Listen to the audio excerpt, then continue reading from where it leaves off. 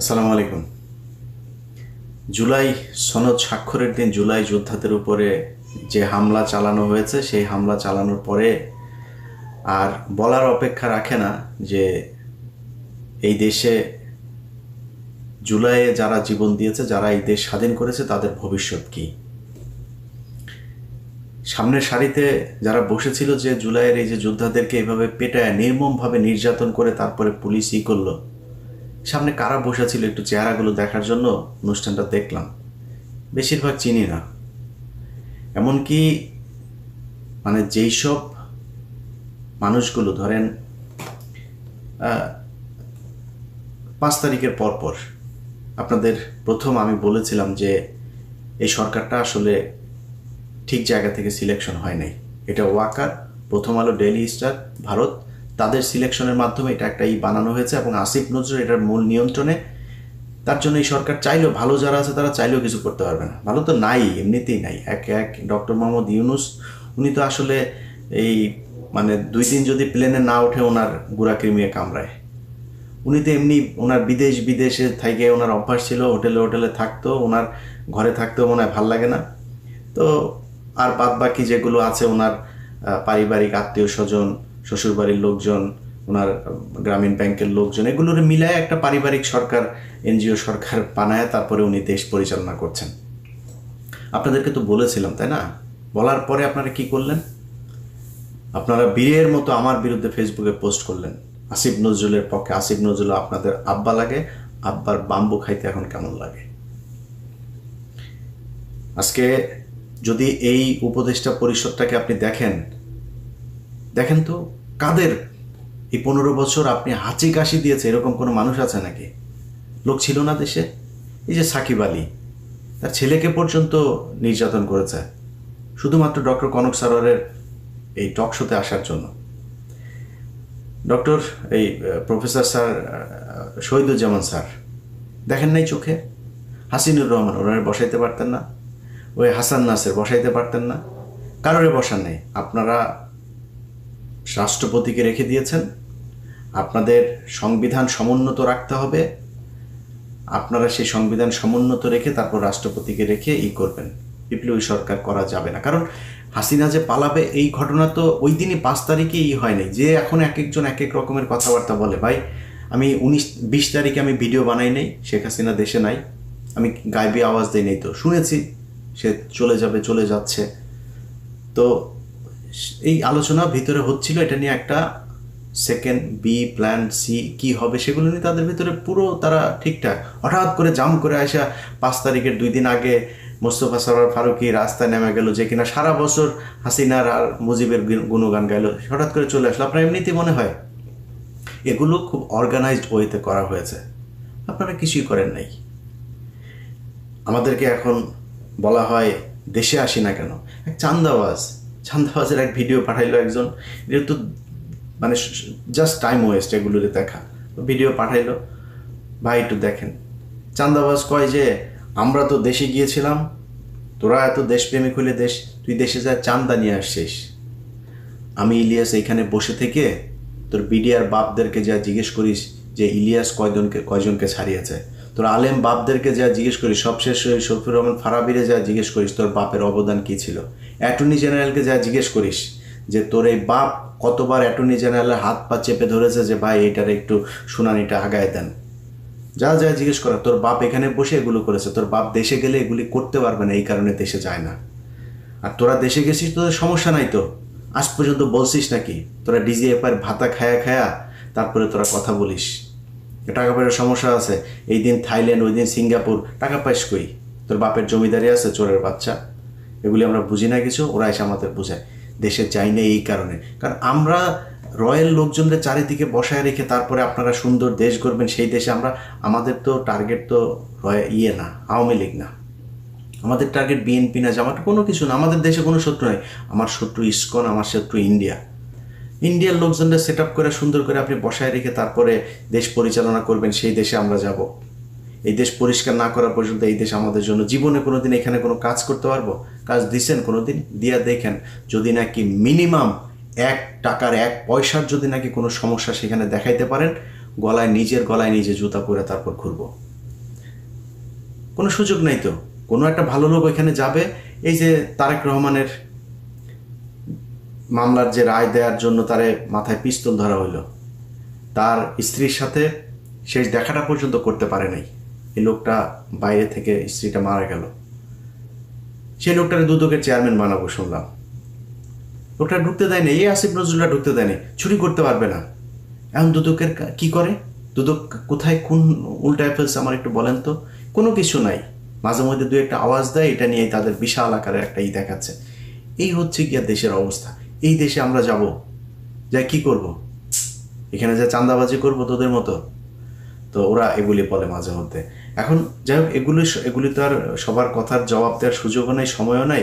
এগুলো বাদ দিয়েই যে কথাগুলো বলতে চাই, যে দেশ তো স্বাধীন হয়েছে আপনাদের রক্তের। আপনারা যে সাহস দেখিয়েছেন, এই সাহস ভাই আমি দেখাইতে পারবো না। আগে থেকেই সারেন্ডার করি। আমি যদি জুলাইতে দেশে থাকতাম, এইভাবে বন্দুকের সামনে আমি দাঁড়াইতে পারতাম না। এটা আমার নিজের অক্ষমতা স্বীকার করছি। আপনারা সেটা করেছেন, আপনারা দেশ স্বাধীন করেছেন, আপনাদেরকেই করতে হবে। আমি বলছি না যে দেশের সরকার উল্টায় ফেলতে হবে, আবার নতুন সরকার আসে তারপর নির্বাচন বাইরে যাবে। ভাই দরকার নেই। আপনারা কিছু দাবি ঠিক করেন। আপনারা সবাই তো সোল্ড হয়ে যান নাই, তাই না? আপনাদের এই উপদেষ্টাদের সাথে ভাই যত কিছুই হোক, যদি জিজ্ঞেস করেন আমারে যে 5 তারিখের আগের থেকে এখন ভালো আছে না, আল্লাহ অনেক ভালো রেখেছে 5 তারিখের আগের থেকে। এখনও মাঝে মধ্যে ঘুম থেকে ওঠার পরে আতকে উঠি যে শেখ হাসিনা কি আসলেই নাই। যখন মনে হয় না ঠিক আছে, ওকে ঠিক আছে, তখন মাথা ঠিক হয়। তো এরকম একটা পরিস্থিতি থেকে আপনারা দেশ উদ্ধার করেছেন। আপনাদের নিয়ে খারাপ কথা বলতেও পারি না, জানি তো অনেক কিছুই জানি। চাইলে আপনাদের বহু মানুষের অনেক কিছু নারী নক্ষত্র বের করা যায়, বলি না, বলবো না কোনোদিন। মনে করেন না যে উপদেশটা থেকে চলে গেলে তারপরে বলবো, কারণ এইটুকু কৃতজ্ঞতা বোধ আপনাদের প্রতি আছে যে আপনাদের কারণে অন্তত হাসিনা দেশ থেকে পালিয়েছে। এটাই অনেক কিছু। শুনলাম টাকা কামাই, তা আমি ভাই আপনারা এই টাকা পয়সা নিয়ে এতই শুরু, মানুষের টাকার দরকার আছে। ধরেন আমি আমেরিকায় থাকি, আমার যদি কেউ জিজ্ঞেস করে যে আমার হাতে যদি ভাই আমেরিকায় যদি একটা বাড়ি হয়, একটা গাড়ি থাকে, হাতে যদি মানে মোটামুটি 2-4 লাখ ডলার হাতে থাকে, জীবনে কিছু দরকার নাই। এখন আমার মনে করেন যে এখনই এই মুহূর্তেই যা আছে, আমি আল্লাহর রহমতে যা খেতে ইচ্ছা করে খাই, মানে সমস্যা হয় না তো কোনো কিছুতে। ধরেন আমার এখন 4,000 কোটি টাকার মালিক হইলাম, আমি এর চাইতে বেশি খাইতে পারবো। ওইটা টেনশন ভাই, আমার দিয়ে জীবনে কোনদিন এটা সম্ভব না। আমার বহু মানুষ ভাই ব্যবসা করে এই করে, ভাই আমার এটারে এই ঝামেলা আমি যাইতেই চাই না। আমার অনেক টাকা হোক, এটা আমি চাই না, কোনোভাবেই চাই না। তো আমি তাদেরকে জিজ্ঞেস করলাম যে ভাই এই টাকা পয়সা তো এরকম করছেন কেন? আমার জবাব দিল, ভাই দল পরিচালনা করার জন্য তো টাকা টুকার দরকার। জুলাই আগস্টে তারা সারা দেশে ভ্রমণ করলো না, এই যে কত জুলাই আগস্টে, তো ওই সময় হঠাৎ করে গোপালগঞ্জে যখন তাদের প্রোগ্রামটা, তো আমি তাদের বললাম যে ভাই আপনারা গোপালগঞ্জে যাবেন তো রেডি হয়ে যান নাই কেন? বলছে ভাই আমরা লোকজনও নিতে পারিনি ঠিক মতো, আমাদের ফান্ড শেষ। সম্ভবত বরিশাল থেকে তারা গোপালগঞ্জে এসেছিল, অথবা এটা কি মাদারীপুর থেকে গোপালগঞ্জে গিয়েছিল, আমার ঠিক মনে নেই, দুইটার একটা হবে। তো আমার তখন আবার বাংলা এডিশন উদ্বোধন হবে, যে কারণে ওদের সাথে কথা হচ্ছিল। তো ওরা আসার চেষ্টা করেছে, শেষ পর্যন্ত করতে পারেনি। এখন আমার বললো যে ভাই এই ব্যাপার, টাকা আমাদের ফান্ড নেই। তা বললাম এই যে টাকা পয়সা করলেন এত টাকা, এগুলি ভাই ওনারা টাকা পয়সা দেন না। কেউ টাকা তুরস্কে পাঠিয়েছে, কেউ কানাডাতে পাঠিয়েছে, কেউ পর্তুগালে পাঠিয়েছে, অস্ট্রেলিয়াতে পাঠিয়েছে, আরও বেশ কয়েকটা দেশের নাম বল। এক একজন এক এক জায়গায় গিয়ে তারপরে এই টাকা পয়সা পাঠিয়ে যার যার টাকা শেষে নামছে।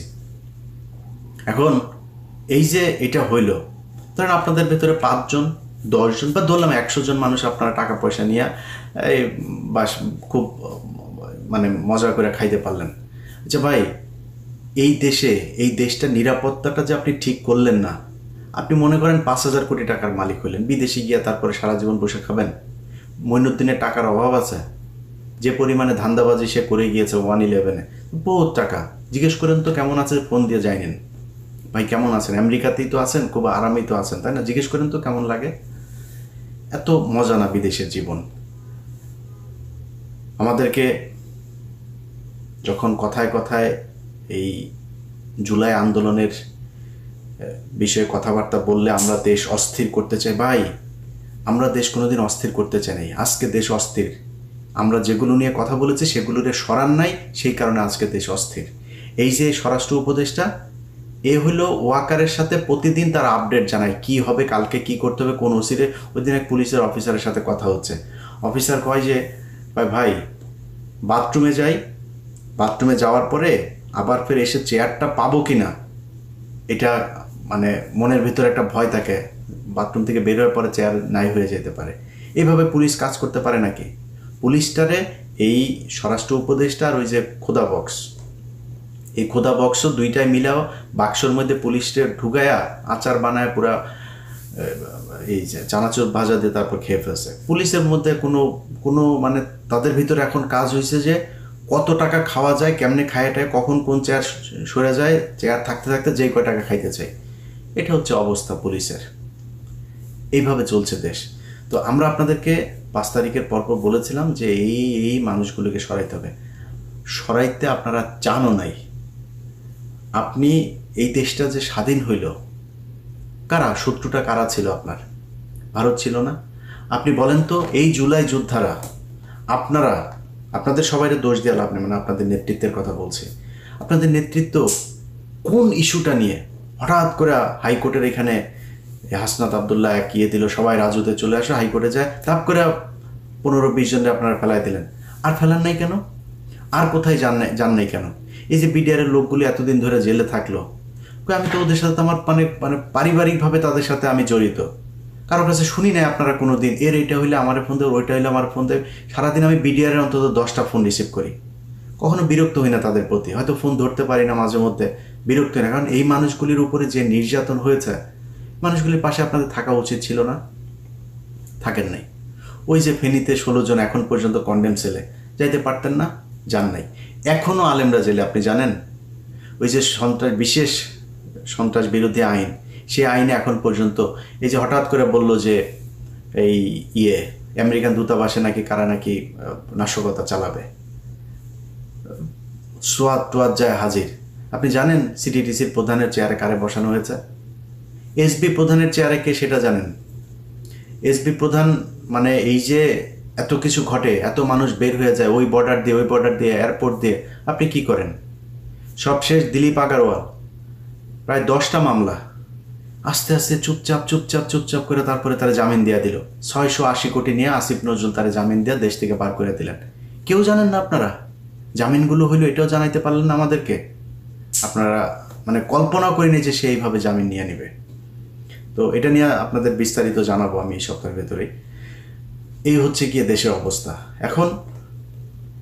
ভাই, আপনাদেরকে নিয়ে যত সমালোচনা করি, সমালোচনার পরে একটা জিনিস আমারে বলতে হবে যে আপনাদের ভিতরে সবাই অমানুষ না, সবাই স্বার্থের জন্য বন্দুকের সামনে দাঁড়ান নাই। আপনাদেরকে এক হইতে হবে, দাবি জানাইতে হবে, এই জায়গা আমাদের ঠিক করতে হবে। এই জায়গা যদি ঠিক না করে সরকার, আবার দাঁড়াইতে হবে। এরা চুরি করে এরা সব ভদ্র শয়তানের মতো করে আমাদেরকে মাঝে মধ্যে সরকারের থেকে খুব ঊর্ধ্বতন, একদম সরকারের সর্বোচ্চ লেভেলের একজন, গত জুন মাসে আমার সাথে তার একটা মিটিং হইল, তো সে আমারে কাজ দিল। কাজ হয়েছে আগস্টের 5 তারিখ থেকে আগস্টের 15 তারিখের মধ্যে ওয়াকারকে ফেলে দেওয়া হবে। তো খুব জোর প্রচেষ্টা চালাইতে হবে ইলিয়াস ভাই। চালাইলাম, কই ফালাইলেন না তো, ওয়াকারে তো আপনারা সরাইলেন না।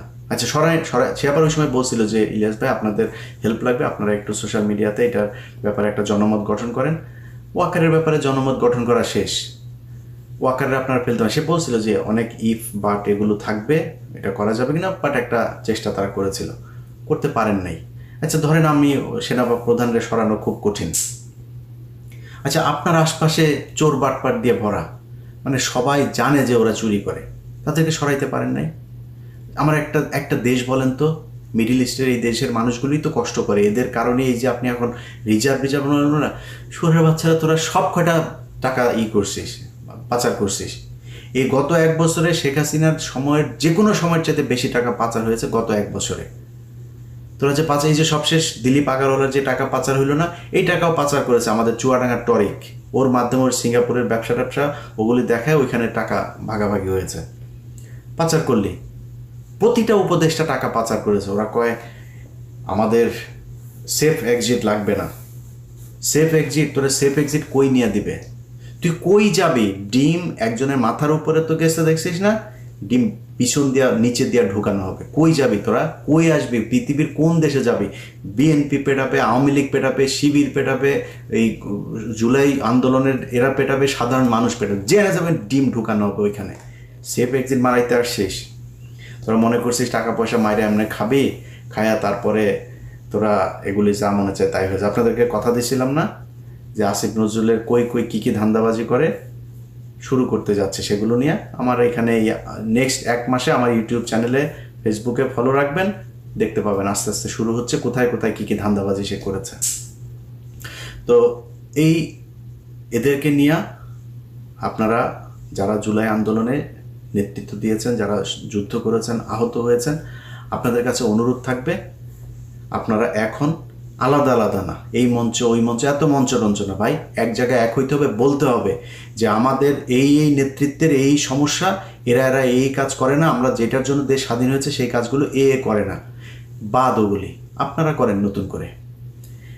আপনারা কি জানেন যে এনসিপি, বিএনপি এবং জামাতের, আমি নাম ধরে বলতে পারি, কয়েকজন একদম মানে শুধুমাত্র তারা ইটা দিতে হবে, ওই নমিনেশন দিতে হবে, তার আসন ছেড়ে দিতে হবে, এরকম এই পর্যন্ত আমি 7 জনের তালিকা পেয়েছি। আরও হয়তো বা তাদের 3-4 জন 5 জনকে হয়তো দিবে, সব মিলে সর্বোচ্চ 15 জন হইতে পারে, তাদেরকে দিবে। আপনাদের কথা চিন্তা হবে, তারা এমপি হবে, এমপি হয়ে পরের 5 বছরে তারপরে আরও কিছুদিন খাবে। এই হচ্ছে তাদের মানে উদ্দেশ্য, ভবিষ্যৎ পরিকল্পনা আর কি। আপনাদের পরিকল্পনা যদি সেটা না হয়, নির্বাচনের আগে আপনাদের সেই দাবি জানাইতে হবে। আপনারা জুলাই আন্দোলন করেছেন, আমি যেহেতু ভাই আন্দোলনের সাথে ছিলাম না, আমরা কিছু না, আপনারা করেছেন, আপনারাই সেটার ব্যাপারে বলতে হবে। আপনাদের এখানে কারা কারা ধান্দাবাজি চান্দাবাজি করছে, যারা জুলাই আন্দোলনের মানে বিরুদ্ধে বিপরীত দিকে গিয়ে দাঁড়িয়েছে, এই মানুষগুলোর ব্যাপারে আপনারা করেন, কথা বলেন, প্রতিবাদ করেন। একটা বড় ধরনের ঝাঁকি না দিলে এই সরকারের মানে হবে না। সেখানে যদি তারা গুলি করবে, গুলি করুক, আপনারা তো গুলি খান, মানে আমি আমার কথা আগে বলে আমার আবার বলবে যে তুই বিদেশে বসে তারপরে করিস, এগুলো আবার আমার আবার বলতে পারে যে না বলে নেবে। আমার এত সাহস নাই, গুলির সামনে দাঁড়াইতে পারবো না, আমি ভাই খুব নিরীহ টাইপের লোক, আমার সাহস নাই, আগে বলে রাখি। যারা দেশে আছেন আপনাদের কি করতে হবে। সো যদি তারা গুলি করে আপনাদেরকে, হাসিনা পারছে নাকি রাস্তা থেকে সরাইতে পারে নাই। তো ন্যায্য দাবি এই দেশের প্রতিটা মানুষ আপনাদের সাথে আছে। এই দেশের সব মানুষ এখনো বিক্রি হয়ে যায় নাই, অমানুষ হয়ে যায় নাই। মানুষ চোখের সামনে দেখছে যে এতগুলো মানুষ মারা যাওয়ার পরে একটা দেশ কোথায় যাওয়ার কথা, আর সেই দেশটা যাচ্ছে কোথায়। এখন আওয়ামী লীগ মাঝে মধ্যে বলে, দেখছিস এই সময় আওয়ামী লীগ বলার সুযোগ পায়, দেখ দেশ এই হচ্ছে ওই হচ্ছে, হাসে তারা। তো আওয়ামী লীগের লোকজনের সবশেষ বলে ভিডিওটা শেষ করি। শোন, তোদের জন্ম হয়েছে তোদের বাপের পিছন দিয়া, তোদেরকে কোনো মানুষের পয়দার যে জায়গা আছে, তোদের মানুষ হওয়ার জন্য যা যা প্রয়োজন, ওই মানুষ হওয়ার কোনো ক্যাটাগরির মধ্যে তোরা পড়িস না। তোদের এখন যদি এই দেশ যদি আরও খারাপ হয় না, তো শেখ হাসিনার মতো হইতে পারবে, মানে পৃথিবীর সবচেয়ে খারাপ দেশের মধ্যে যাওয়া শেখ হাসিনা বানাইতে পারবি না, যেই দেশে তার নিজের দেশের সেনাবাহিনীরে একটা ঘরের ভেতরে বন্দি করে রাখে, পুলিশরে বন্দি করে রাখে, আলেমরে বন্দি করে রাখে। সেই দেশ তো নাই এখন, অনেক সমস্যা আছে, ওই জায়গায় যায় নাই, যাইতে দেওয়া হবেও না। ধৈর্য ধর। এই দেশের ভেতরে সব মানুষ বিক্রি হয়ে যায় নাই, সব মানুষের দিয়া ওরা যে অপকর্ম চাঁদাবাজি যেগুলো করছে, এই ধান্দাবাজি করাইতেও পারবে না। যারা আজকে করছে তাদের বিচার এই দেশে হবে, আজকে হোক কালকে হোক। আর ডক্টর ইউনূস যদি বাংলাদেশে ওই জিয়া অরফানেজ ট্রাস্ট এইটার এই দুর্নীতির জন্য যদি নাকি রাষ্ট্রপ্রধান হিসেবে খালেদা জিয়ার বিচার হয়, তোমার বিচারও হবে। তুমি সব চোর বাটপার নিয়ে এনজিওগ্রাম, তোমার পারিবারিক আত্মীয় স্বজন, শ্বশুরবাড়ির লোকজন নিয়ে তারপরে তুমি সরকার চালাবা, আর তোমার উপরে কোনো দায় আসবে না, এগুলো নিয়েও এই দেশে বিচার হইতে পারে। ওই দিনের কথা ভুলে যেও না। এই দেশে বহু ঘটনা ঘটেছে, বহুদিন পরে বিচার হয়েছে। শেখ হাসিনা 15 বছর মনে করেছিল কিছুই হবে না, এখন এখন সেনাবাহিনীর মেজর জেনারেল পলায় যায় রাতের বেলা ওই পেঁয়াজের ওই ফেরত ট্রাকের মধ্যে করে, তারপরে এই চড়ে। তোমার বিচারও হইতে পারে এই দেশে, ধৈর্য ধরো। এই দেশের মানুষ সব সময় সঠিক সিদ্ধান্ত নিয়েছে, সব সময় এই দেশের সাধারণ মানুষ। অনেকে বলে থাকে এই দেশের মানুষ, ভাই আমি মনে করি না এই দেশের মানুষ খারাপ। মানুষ মাত্রই অপরাধ প্রবণ। তাদের মানে আমি মুসলমান হিসাবে মানে আদম আলাইহিস সালাম ভুল করেছে, সে তাকে দুনিয়ায় পাঠানো হয়েছে তার অপরাধের শাস্তি হিসাবে। আমরা তো মানুষ, আমরা মানুষ অপরাধ প্রবণ। আমাদেরকে আইন দিয়ে, সুশাসন দিয়ে আমাদেরকে আটকায় রাখতে হবে, আমাদেরকে সঠিক পথে আনতে হবে।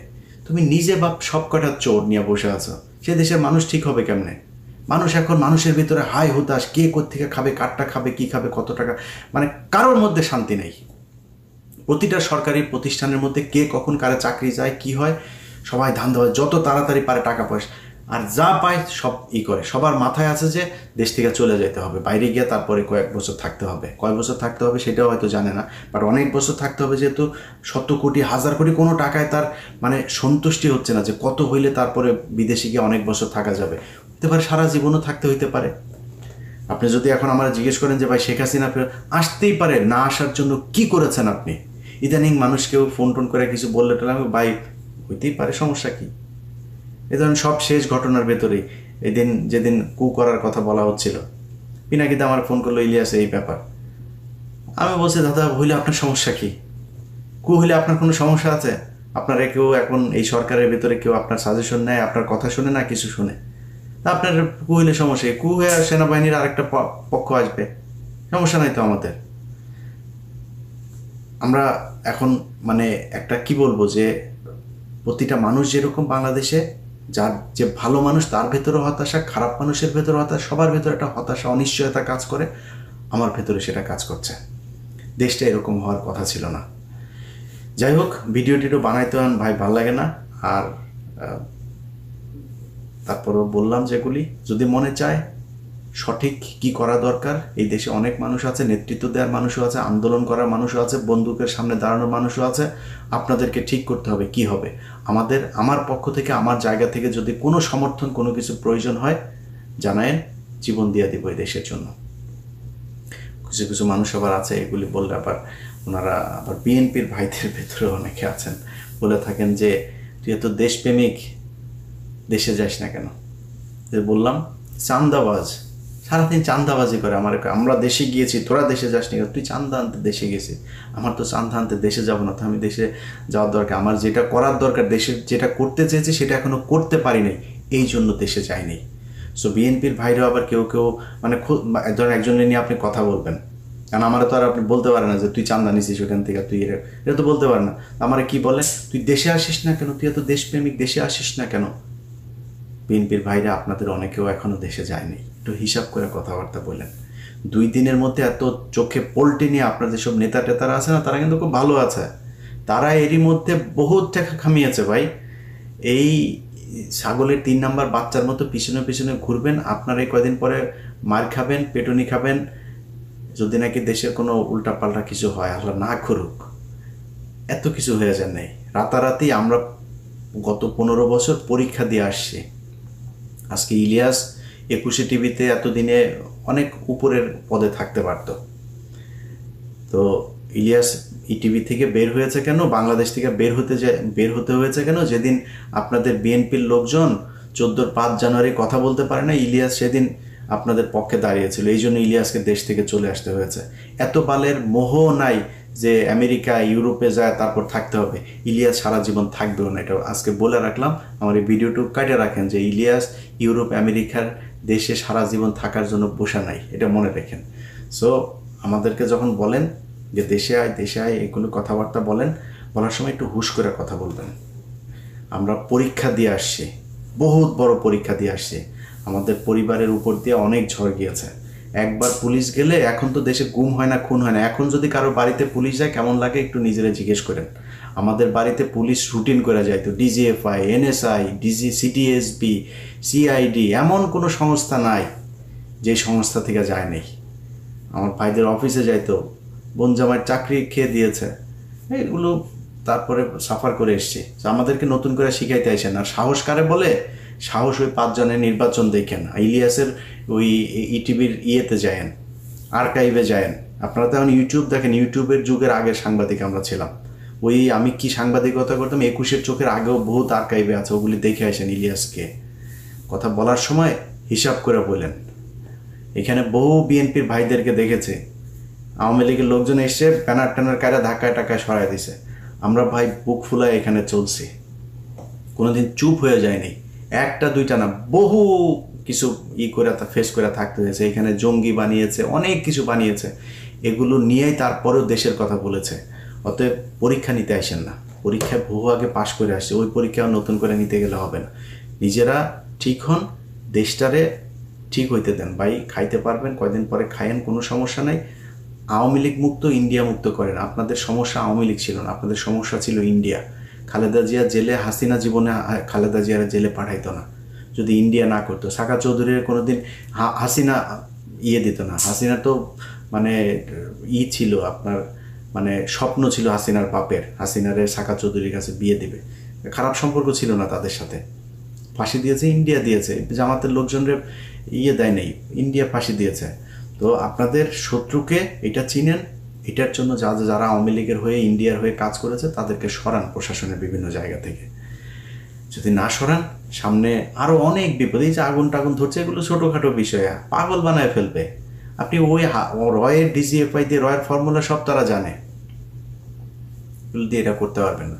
একটা ভদ্রলোক আছে যে এই সেনাবাহিনীর চিটাগাঙে 24 ব্যাটালিয়নের আপনার কি বলে জিওসি, তো ওই লোকটারে মনে করেন যে মানে আমি জানি না এ আছে কিভাবে ওই জায়গায়। এখনো পর্যন্ত ডিজিএফআই লোকজন যত আকাম কুকাম চিটাগাং কেন্দ্রিক করে, আমার মনে হয় এই লোকের মাথা মতো নষ্ট হয়। ওই লোকটা দেশপ্রেমিক। এই 24-এর আন্দোলনে ওই লোকই প্রথম সেনাবাহিনীর সবচেয়ে জেনারেলদের ভেতরে উনিই প্রথম কথা বলেছেন যে না, আমরা এটা করা যাবে না। তো এই টাইপের লোকজন কিছু আছে, এরকম সব জায়গায় চাই যে দেশটা ঠিক হোক, দেশটা ভালো থাকুক। এই ডিজিএফআইয়ের যেই নাটক টাটক, আগুনের নাটক যা যা আছে, এগুলো দিয়ে দেশের মানুষের জীবন সম্পদ নষ্ট হওয়া, দেশকে অস্থিতিশীল করে তোলা, নভেম্বরে ডিসেম্বরে তফসিল ঘোষণা হলে সেই কেন্দ্রিক বিভিন্ন ধরনের কাজকর্ম, এগুলো করতে হইলে ভাই ওদেরকে সরাইতে হবে। আমাদেরকে যারা বলেন আমরা অস্থিতিশীল করতে চাই, আমরা দেশকে সত্যি খুব খুব ভালো সব জায়গার মানুষ, আপনি প্রবাসে যারা থাকে, এই যে মিডল ইস্টের মানুষগুলো, তাদের টাকায় এই দেশ চলে, খোঁজ নেন তো যায়। এই মানুষগুলির কাছে জিজ্ঞেস করেন যে একটা মানুষের কোনো পরিবর্তন হয়েছে? একজন মানুষ পাসপোর্ট করতে গেলে আগে যেই ধরনের হ্যাচেল হইতে হয় না, টিকিট সেই টাকা দিয়ে যায় না, যে কয় টাকা দিয়ে সৌদিতে যেত তার চেয়ে কম টাকায় যায়। মালয়েশিয়ার সেই সিন্ডিকেট কিছু হয়েছে কিনা, সেই সিন্ডিকেটের সব কটাকে আসিফ নজরুল করে দিয়েছে, আবার নতুন সিন্ডিকেট, সে আগের মতো, সে একই টাকা খরচ হচ্ছে। কার কি উপকার হয়েছে? এই পুরো দেশের কোন জায়গায়, আমাকে একটা জায়গায় দেখান যে এই জায়গাটাতে কারোর পরিবর্তন হয়েছে? কিচ্ছু হয়নি, যা যেমন ছিল তেমনই চলছে। এইভাবেই দেশ, কোনোদিনও আমরা যেটা চাই সেটা হবে না। অতএব যারা মনে করেন অস্থিতিশীল, আপনারা যারা কিনা এদেরকে বসিয়ে রেখেছেন, তাদেরকে কোশ্চেন করেন কারা অস্থিতিশীল করতে চায়। যাই হোক, সবাই ভালো থাকেন, আল্লাহ হাফেজ।